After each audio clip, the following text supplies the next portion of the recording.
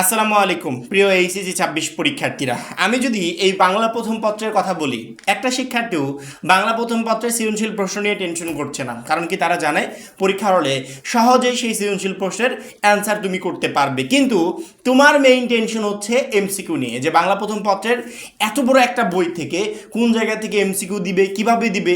সৃজনশীলের জন্য আমাকে যদি বলো যে ভাইয়া আমাকে অল্প কিছু চ্যাপ্টার দেন যেখান থেকে আমি পরীক্ষার হলে সৃজনশীল প্রশ্ন কমন পাবো, আমি শুধুমাত্র বাংলা প্রথম পত্র না, তোমার যে কোনো সাবজেক্টে সেই চ্যাপ্টারগুলোকে আমি দেখিয়ে দিতে পারি যে পুরো বইটা না পড়ে এই কয়েকটা চ্যাপ্টার পড়ো। ইতিমধ্যে আমরা সাজেশনে সেই চ্যাপ্টারগুলো দেখিয়ে দিয়েছি। মাত্র 310 টাকায় এইচএসসি 26 ব্যাচের জন্য শেষ মুহূর্তে ধামাকা অফার। শেষ মুহূর্তে আমাদের এইচএসসি 26 টার্গেটে প্লাস কোর্সে যুক্ত হলে পেয়ে যাচ্ছ সকল সাবজেক্টের সাজেশন, সকল গ্রুপের পিডিএফ ও ক্লাস আকারে, বিগত বছরগুলোর বোর্ড এমসিকিউ উত্তর সহ পিডিএফ আকারে, প্রত্যেকটা সাবজেক্টের প্রত্যেকটা চ্যাপ্টারের চ্যাপ্টার ওয়াইজ জ্ঞানমূলক অনুধাবনমূলক প্রশ্ন উত্তর পিডিএফ আকারে, ইংরেজি গ্রামার অংশে শর্টকাট টেকনিক ও দুর্দান্ত সব রেকর্ডেড ক্লাসেস, লিখিত অংশে শর্টকাট টেকনিক ও রেকর্ডেড ক্লাসেস, এইচএসসি পর্যায়ের সবচেয়ে কঠিন সাবজেক্ট আইসিটির শেষ মুহূর্তে দুর্দান্ত সব রেকর্ডেড ক্লাস, এছাড়া পড়াশোনার রুটিন, এ প্লাস গাইডলাইন সবকিছু থাকছে মাত্র এই 310 টাকার কোর্সে। যারা এখনো আমাদের কোর্সে যুক্ত হও নাই, খুবই দ্রুত করো। আমাদের কোর্সে যুক্ত হতে ভিডিওতে দেওয়া নাম্বারে 310 টাকা কোর্স ফি পাঠিয়ে এই নাম্বারই হোয়াটসঅ্যাপে আমাকে জানাবে কোর্স ফি পাঠিয়েছি, সাথে সাথে তোমাকে গ্রুপে যুক্ত করে নিব। তখন থেকে তোমার এই প্লাস প্রস্তুতি শুরু হয়ে যাবে। কিন্তু এমসিকিউ কোথা থেকে আসবে, কোন চ্যাপ্টার থেকে আসবে, কোন চ্যাপ্টার থেকে আসবে না, এটা তুমি কিভাবে নির্ধারণ করবে?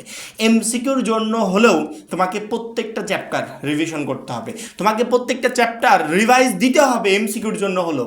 এই জন্য মেইনলি আমরা টেনশনে থাকি এই এমসিকিউ নিয়ে। রিসেন্টলি এই বিষয়ে প্রচুর পরিমাণ কমেন্ট পাচ্ছি, ভাইয়া শেষ মুহূর্তে এমসিকিউর প্রিপারেশন কিভাবে নিব বা এমসিকিউতে ভালো একটা রেজাল্ট কিভাবে করব।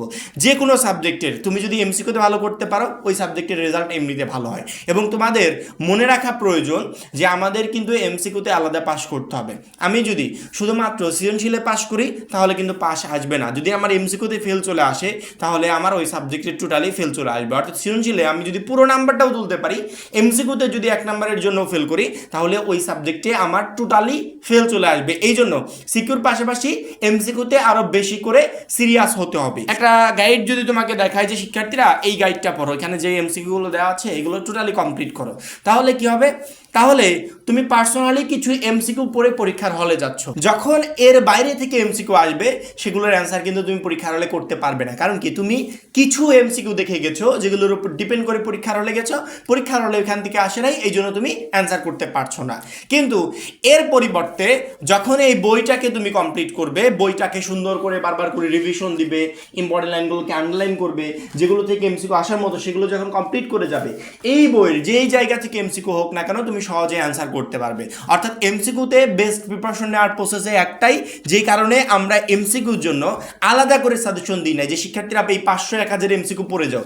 যদি 500-1000 এমসিকিউ পড়ে বোর্ড পরীক্ষার হলে সকল এমসিকিউ কমন পাওয়া যেত, অনেকে বলে 99টা এমসিকিউ পড়ে যাও, অনেকে বলে এই 200টা এমসিকিউ পড়ে গেলেই হবে। এইভাবে পড়ে যদি বোর্ড পরীক্ষার হলে কমন পাওয়া যেত তাহলে এই টোটাল 2 বছর তোমার এত কষ্ট করে পড়াশোনার কোনো দরকারই ছিল না। 2 বছরের ওই প্রথম দিকে তুমি 250 এমসিকিউ নিয়ে বসতে, টোটালি পরীক্ষার হলে সবকিছু কমন পেয়ে যেত। এত পরিশ্রম করার কোনো প্রয়োজন ছিল? এটা টোটালি বোকামি।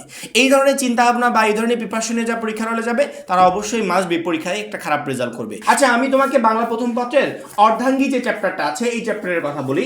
যখন তোমাকে পরীক্ষার হলে প্রশ্ন করা হবে যে অর্ধাঙ্গীর লেখককে, মানে লেখকের নাম কি, তখন তুমি কি উত্তর দেবে? রোকেয়া সাখাওয়াত হোসেন। এখন রোকেয়া সাখাওয়াত হোসেন উত্তর দিতে হলে এই উত্তরটা তো তোমাকে জানতে হবে।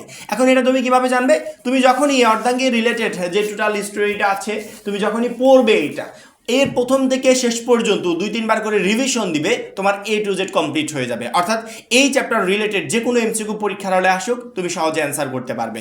কিন্তু পরীক্ষার হলে আমরা কি করি?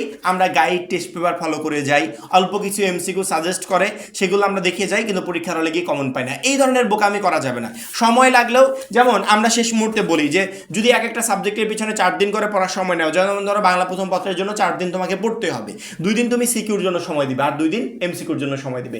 সিকিউতে যতই 70 নাম্বার হোক তারপরে 2 দিন সময়, এমসিকিউতে যতই 30 নাম্বার হোক তারপরেও 2 দিন সময় তোমাকে দিতে হবে। কারণ কি, এমসিকিউতে তুমি একটা বেস্ট রেজাল্ট করতে পারবে।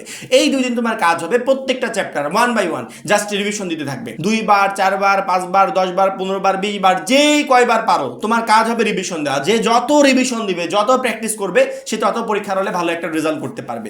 এই জন্য তুমি যখন জানবে যে রোকেয়া সাখাওয়াত হোসেন 1880 খ্রিস্টাব্দের 9 ডিসেম্বর রংপুর জেলার মিঠাপুকুর থানার পায়রাবন্দ গ্রামে জন্মগ্রহণ করেন। এই লাইনটা যখন তোমার জানা থাকবে, এই লাইন থেকে যে রিলেটেডই প্রশ্ন আসুক না কেন পরীক্ষার হলে সহজে তুমি অ্যান্সার করতে পারবে। প্রথমত এমসিকিউর জন্য বেস্ট প্রিপারেশন নিতে হলে তোমাকে কি পড়তে হবে? তোমাকে প্রত্যেকটা গল্প কবিতার নাম জানতে হবে। তোমার কাজ হবে সেই গল্পটা সুন্দর করে পড়া, যে গল্পে আসলে কি বলা হয়েছে বা একটা কবিতায় কি বলা হয়েছে এটা আগে সুন্দর করে পড়তে হবে। প্রয়োজনে 2-3 বার করে রিভিশন দিবে। সুন্দর করে পড়ে যখনই ওই স্টোরি রিলেটেড বা কবিতার রিলেটেড টোটাল ইনফরমেশনটা তোমার মাথার ভিতর চলে আসবে, তখন তোমার কাজ হবে লেখক পরিচিতি পড়া, তখন তোমার কাজ হবে শব্দার্থ পড়া, তখন তোমার কাজ হবে কবি পরিচিতি পড়া অথবা পাঠ পরিচিতি পড়া।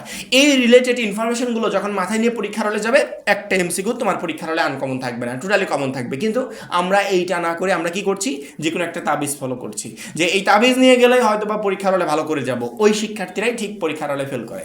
প্রতি বছর 4-5 লক্ষ বা 6 লক্ষ শিক্ষার্থী ফেল আসে কোথা থেকে? এই শিক্ষার্থীরাই তো ফেল করে। পরীক্ষার হলে ভালো মতো প্রিপারেশন নিয়ে যেতে পারে না, লিখতেও পারে না, লাস্ট রেজাল্ট কি? ফেল। এই ধরনের বোকামি আপাতত 26 সালের শিক্ষার্থীরা কইরো না। তোমাদের মেন ফোকাস হবে তোমার বইতে, যে বইটা তুমি ফলো করছো। এর পরবর্তীতে আমি বাংলা প্রথম বাদ দিলাম, আমি অন্যান্য সাবজেক্টের কথায় আসি।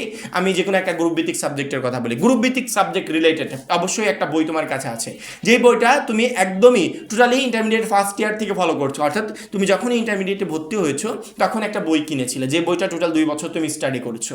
ওই বইটাকেই শেষ মুহূর্তে ভালোভাবে তোমাকে রিভিশন দিতে হবে। ওই বই থেকেই তোমাকে এমসিকিউর জন্য প্রিপারেশন নিতে হবে। আদার্স কোনো অন্য বই থেকে তুমি প্রিপারেশন নিবে না। যে বইটা 2 বছর পড়েছো সেই বই সম্পর্কে ধারণা আছে না? যে বইটা 2 বছর তুমি নাড়াচাড়া করেছো সেই বইয়ের ইনফরমেশনগুলো তো তোমার মাথায় আছে। আচ্ছা মনে করো ইনফরমেশন থাকলো না, তেমন একটা প্রিপারেশন 2 বছরও নিতে পারো নাই। শেষ মুহূর্তে এসে ওই বই থেকে প্রিপারেশন নাও। শেষ মুহূর্তে এসে ওই বইতে এমসিকিউর জন্য 2 দিন করে সময় দাও। 5 বার 7 বার 10 বার যেই কবার পারো বারবার করে রিভিশন দিতে থাকো। তুমি যেগুলো বারবার করে রিভিশন দিচ্ছ, কালকে দেখবে পরীক্ষার হলে ওইগুলো তোমার কমন আসছে, ওর বাইরে থেকে আসবে না। অর্থাৎ এমসিকিউর জন্য বেস্ট প্রিপারেশন নিতে হলে তোমাকে তোমার টেক্সট বুকের দিকে খেয়াল করতে হবে সবার আগে, তারপরে গাইড টেস্ট পেপার এগুলো খেয়াল করা যাবে। গাইড টেস্ট পেপারে যে এমসিকিউগুলো আছে ওইগুলো তুমি প্র্যাকটিস করবে, ওইগুলো থেকে প্রিপারেশন না, ওইগুলো প্র্যাকটিস করবে। মেইন প্রিপারেশন হবে তোমার মেইন বুক থেকে, তোমার যে টেক্সট বুকটা আছে সেই বই থেকে প্রিপারেশন হবে। যেই রাইটারের বইটাই পড়ো না কেন, তুমি সেই রাইটারের বইটাকেই সুন্দর করে লাস্ট মোমেন্টে ভালো করে রিভিশন দিবে। প্রয়োজনীয় ইম্পর্টেন্ট লাইনগুলোকে আন্ডারলাইন করবে, যেখানে ম্যাথ সলভ করা দরকার সেখানে ম্যাথ সলভ করবে। অর্থাৎ যেই জায়গা যেভাবে প্রিপারেশন নেওয়ার প্রয়োজন সেভাবে প্রিপারেশন নিবে, লাস্ট মোমেন্টে বারবার করে রিভিশন দিবে। পরবর্তীতে বিগত বছরের বোর্ড প্রশ্নগুলো একটু সলভ করবে, তাহলেই হয়ে যাবে। এতটুকুই যথেষ্ট।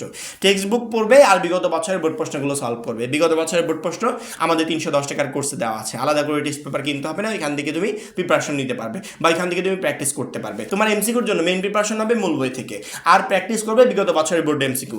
এই দুইটা থেকে প্রিপারেশন নিয়ে যদি পরীক্ষার হলে যেতে পারো, সেক্ষেত্রে যে কোনো সাবজেক্টের এমসিকিউ তোমার পরীক্ষার হলে কমন থাকবে শেষ মুহূর্তে। এছাড়া তোমার হাতে অন্য কোনো অপশনও নেই যে অপশনে তুমি বেস্ট একটা প্রিপারেশন নিতে পারবে। হ্যাঁ অপশন আছে, অনেকে বলবে 200, 250, 300 এমসিকিউ পড়ে যাও, এখান থেকে কমন চলে আসবে, এটা অপশন আছে। এটা তাৎক্ষণিক একটু ভালো লাগা কাজ করবে যে অল্প এমসিকিউ পড়ে পরীক্ষার হলে কমন পাওয়া যায়।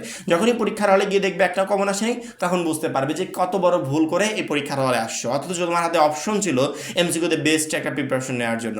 আমার মনে হয় না যে একটা শিক্ষার্থীকেও এর থেকে আলাদাভাবে অন্যভাবে কোনো কিছু বোঝানোর কোনো প্রয়োজন আছে। আশা করি তোমরা এমসিকিউতে কিভাবে প্রিপারেশন নিবে, বেস্ট একটা প্রিপারেশন নিবে সেটা ইতিমধ্যে আমি বলেছি এবং তোমরা বুঝতে পেরেছো।